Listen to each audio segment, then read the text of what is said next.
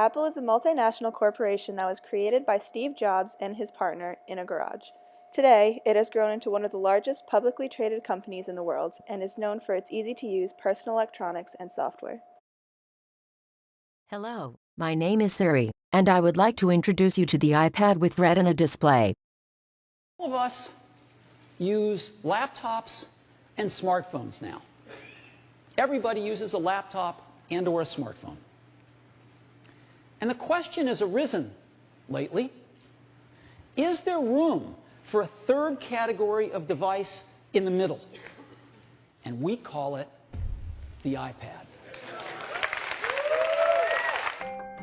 When a screen becomes this good, colors are more vibrant. Words are pin sharp. Everything is more brilliant. Because when a screen becomes this good, it's simply you and the things you care about. The stunning Retina display on the new iPad. Now, some of Apple's strengths relating to the iPad, as demonstrated in the commercial. Retina Display is an example of Apple's innovative technology. Some other examples include strong brand loyalty, efficient retail stores, and product integration with iCloud. Some may say that Apple's greatest weaknesses are perceived high prices. The starting price for an iPad is $499. And, also, their decreasing share in the tablet market. Of course, there are opportunities to improve, like further app development by Apple and outside companies.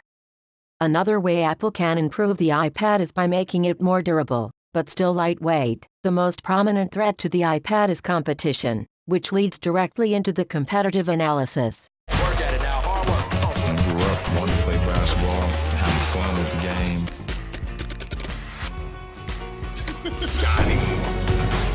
When I'm playing, it's not even half the game. More than anything, it's mental. Where should I go? As soon as they switch, that's what We put in a lot of hard work until you join our team. You inherit that. You inherit being selfless. You inherit what it means to be a part of a group like this because, it doesn't come around a lot. In comparison to an iPad, a Surface costs less, starting at $349.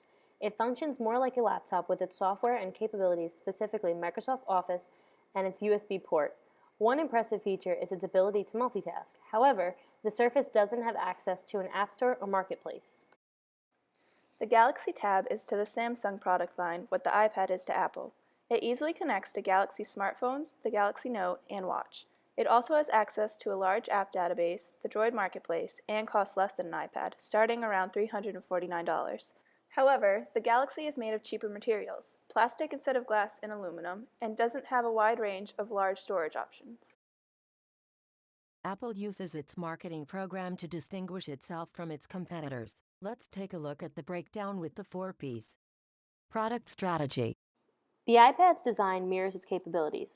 The iPad's exterior is made up of high-quality, lightweight materials, and its interior is made up of the most advanced and compact technology.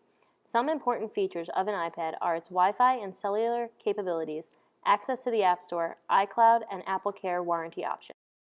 Play strategy. The goal of the iPad's Play strategy is to make it widely accessible from different retailers, online and in-store, all around the world. Some of the biggest retailers include Walmart, Best Buy, AT&T, Verizon, and of course, Apple. No matter where the iPad is purchased, the product and price are always the same. Promotion strategy. iPad advertisements like commercials and billboards appear when new models are first released. Apple also doesn't develop their ads entirely themselves. The retailers that carry them produce and release their own ads promoting their brand as well as the Apple product. In contrast to most other electronic brands, Apple doesn't engage in social media, use celebrity endorsements, or sell their products at discounts. Price strategy. The iPad's pricing strategy has the element of prestige pricing, setting a higher cost that associates it with higher quality.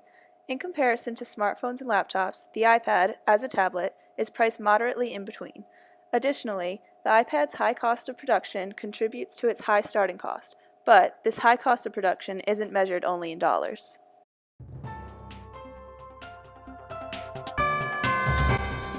In early 2012, Apple's manufacturing practices were brought to light after an explosion that could have been avoided occurred in one of their suppliers' factories.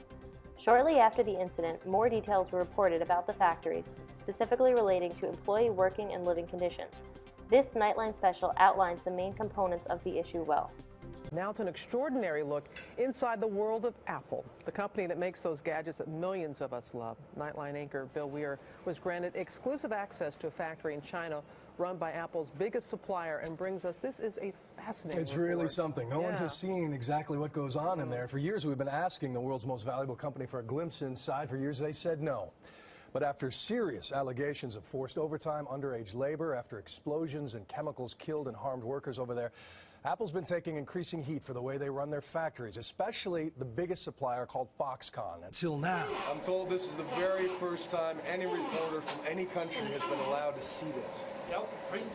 We don dust-free bunny suits to watch a room filled with massive robots glide around with sheets of iPad glass. Wow, look at that. It's like a scene out of WALL-E. But these lines are the futuristic exception. And with Apple's reputation under fire, we're most interested in the people who build their complex gadgets one tiny piece at a time. As a whole, it's an incredibly complex process, but look at the individuals and you see mostly teenagers from the countryside, 17, 18-year-olds far away from very poor homes. So this is home. They live in a dorm with 7 strangers, spend 6 days a week repeating the same task again and again. Fatigue and boredom are common in any factory, but this one is surrounded by suicide nets. They are everywhere. A horrifying reminder of 18 workers who jumped from the buildings here at Foxconn City in the past few years. The suicide rate in this massive company is lower than average in China, but after people jumped in such a sobering cluster, Foxconn opened a counseling center and raised starting wages about 25 cents an hour. I wonder, though, if it wasn't for the spate of suicides, did it take something that severe to make you rethink how you treated your workers here? I think absolutely. What we are facing are changing in a much rapid pace than we could have anticipated in the past. Right? So we're also changing. As the Fair Labor Association collects employee grievances on, get this, iPads. You can be honest. We talked to dozens of employees, on camera and off, and the most common complaint, low pay. Most, like Zhao Xiaoying, can't afford to live with their own children, much less buy one of the products they help build.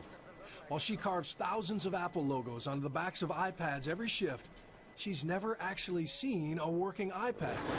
If Apple came to you and said, you know, out of the goodness of our heart, because we're doing so well, we want to pay everyone who touches an iPad double. Could you do that? Why not? That would be good for the employees, right? And also definitely good for China, and definitely good for us, because we will have more stable workers who would love to work for, our company. In response to the negative press about Apple's manufacturing, Tim Cook, the CEO of Apple, responded by writing a letter to all Apple employees saying, "Any suggestion that we don't care is patently false and offensive to us. As you know better than anyone, accusations like these are contrary to our values. It's not who we are."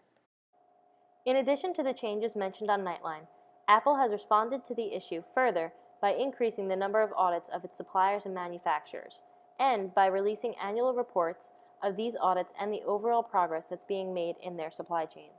As Apple continues to further develop their products and technology, we're sure that their manufacturing will also evolve to meet their high standards of quality and ethics. Now, we have just one question to ask.